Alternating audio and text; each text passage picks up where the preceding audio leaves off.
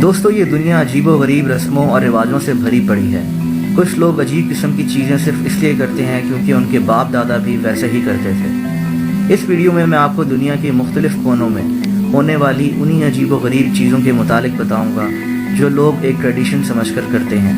मैं आपको इंडिया के एक गाँव के बारे में भी बताऊँगा जहाँ तमाम भाइयों का एक ही लड़की से शादी करना लाजमी समझा जाता है। उम्मीद है आपको ये मालूमात से भरपूर वीडियो पसंद आएगी।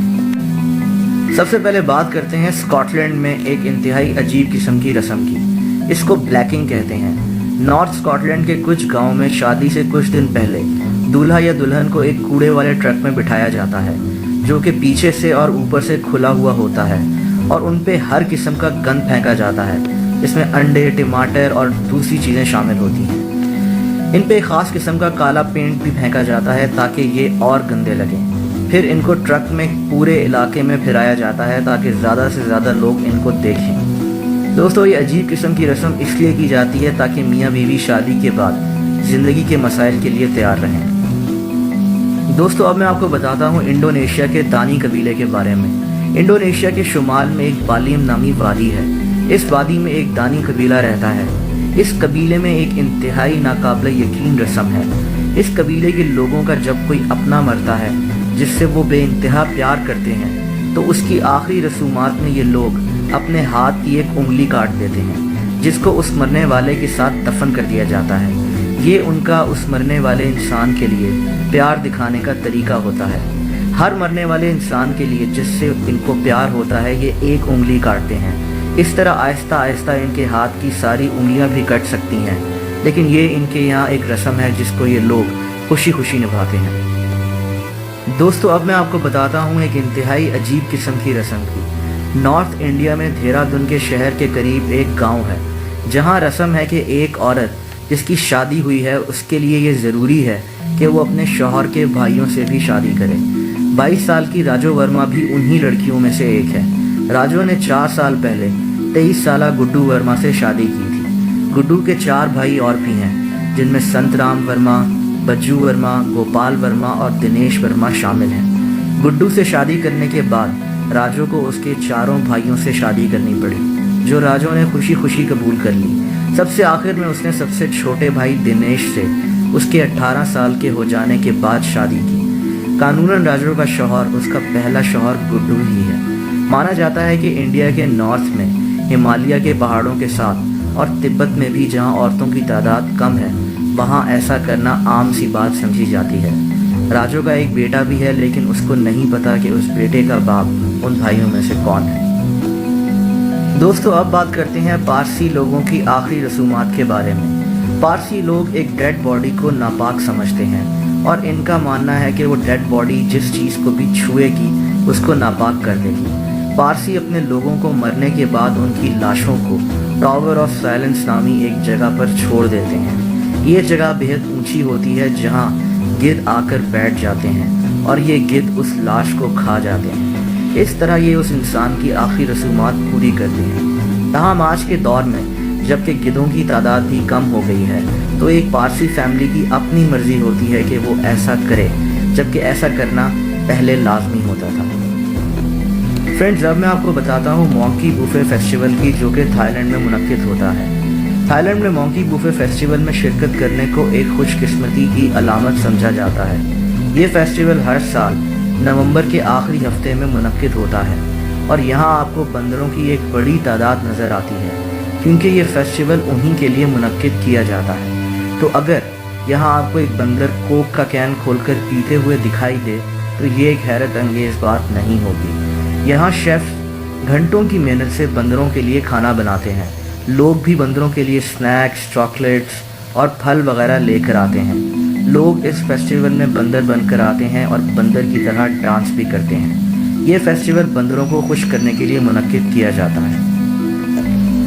दोस्तों, जर्मनी में एक बेहद अजीब किस्म की रस्म है। इसको पोल्ट्रा बैंड कस्टम भी कहा जाता है। किसी भी जोड़े की शादी से कुछ दिन पहले उनकी फैमिली और करीबी दोस्त लड़का या लड़की के घर इकट्ठे होते हैं। फिर सारे मेहमान उस घर की चीज़ें जिनमें प्लेट्स, ग्लासेस और इस तरह की चीज़ें शामिल होती हैं तोड़ना शुरू कर देते हैं। जब सारी जगह पर टूटी हुई चीज़ें बिखर जाती हैं تو لڑکا اور لڑکی کو کہا جاتا ہے کہ وہ اس جگہ کو صاف کریں۔ اس ٹریڈیشن کا مقصد لڑکا لڑکی کو آنے والی شادی شدہ زندگی کے لیے ایک ساتھ چلنے کے لیے اور محنت کرنے کے لیے تیار کرنا ہوتا ہے۔ دوستو، تھائپزم بھی ایک انتہائی عجیب قسم کی رسم ہے۔ یہ انڈونیشیا میں ٹیڈانگ کمیونٹی کے لوگ مناتے ہیں۔ یہ ایک عجیب و غریب رسم ہے جو کہ شادی کے بعد پوری کی جاتی ہے۔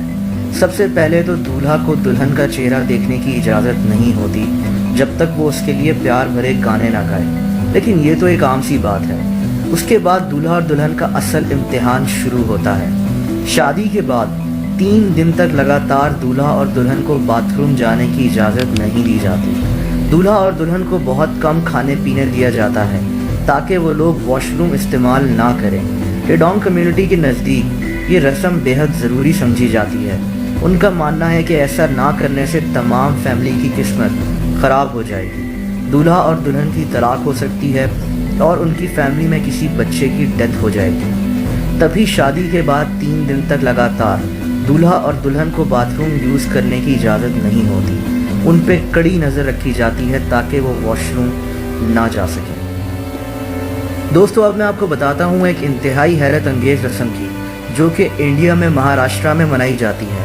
اس رسم میں ایک چھوٹے بچے کی آنے والی زندگی کو خوشیوں سے بھرنے کے لیے اور اس کی قسمت اچھی کرنے کے لیے لوگ بچے کو ایک درگاہ، جس کو بابا درگاہ کہتے ہیں، کہ اوپر تقریباً 30 فیٹ کی اونچائی پر لے جاتے ہیں۔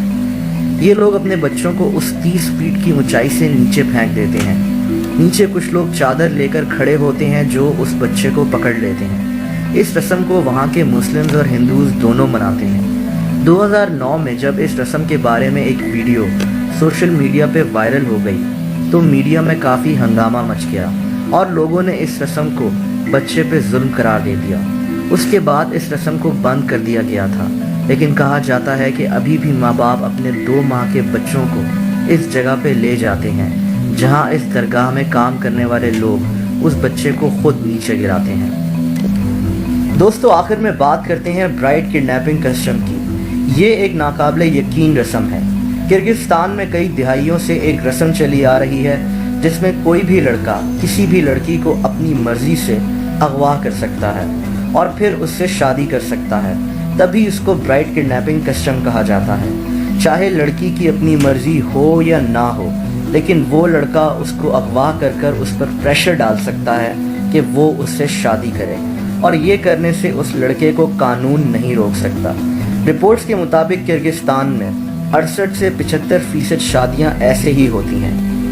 پہلے یہ کرگزستان کی صرف دیہی علاقوں میں ہوتا تھا، لیکن اب یہ پھیل کر کرگزستان کے کیپٹل بشکیک میں بھی پہنچ چکا ہے۔ کہا جاتا ہے کہ اس کی کئی وجوہات ہیں۔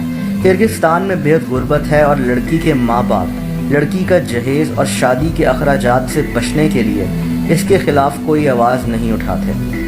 حیرت انگیز طور پر لڑکے کے ماں باپ ایسا کرنے پر خوش ہوتے ہیں اور لڑکی کی رضامندی پوچھنا اس لڑکے کو ڈر لگتا ہے کہ کہیں وہ انکار نہ کر دے، اسی لیے اسے کڈنیپ کر لیا جاتا ہے۔ جب لڑکا شادی کرنا چاہتا ہے تو وہ اپنی پسند کی لڑکی ڈھونڈ لیتا ہے اور پھر اپنے دوستوں کے ساتھ مل کر اس کو اغوا کرنے کی پلاننگ کرتا ہے۔ اس لڑکی پہ نظر رکھی جاتی ہے اور پھر اس لڑکی کو اغوا کر کر دونوں فیملیز کو آگاہ کر دیا جاتا ہے۔ پھر لڑکی کو ہر طریقے سے پریشرائز کیا جاتا ہے کہ وہ شادی کے لیے ہاں کر دے۔